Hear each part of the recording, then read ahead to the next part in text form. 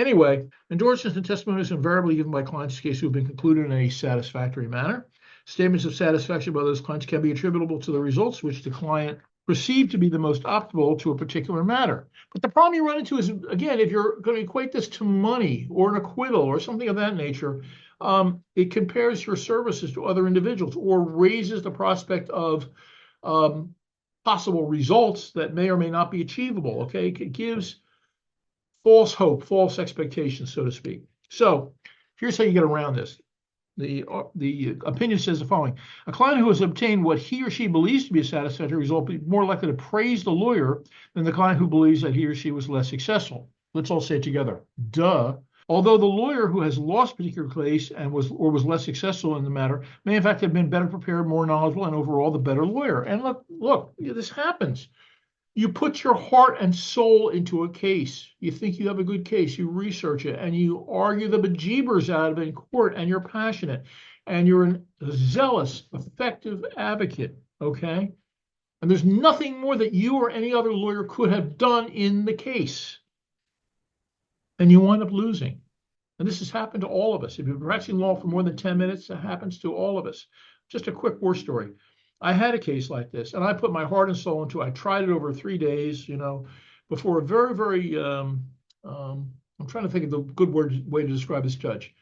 She paid attention the whole time. She was very, very involved in the case. Okay, you could see from her body language, the notes she was taking, the questions she was asking, she was really into the case. So she took it under advisement, and then we came back a month later, and she ruled in the case. It was a very well-reasoned opinion, and she convicted my guy. All right, so that's the way it goes. And I had occasion to run into her at a conference, a judicial conference where I was teaching one day, and I actually went up to her and I thanked her.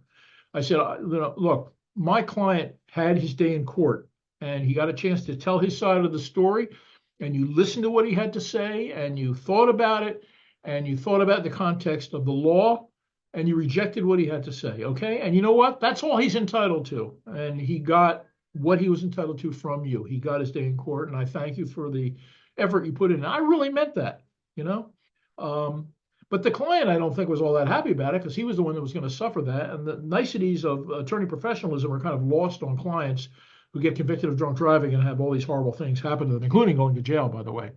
So just something to think about when you're dealing with this particular issue related to client satisfaction with you or clients that are not satisfied with your efforts.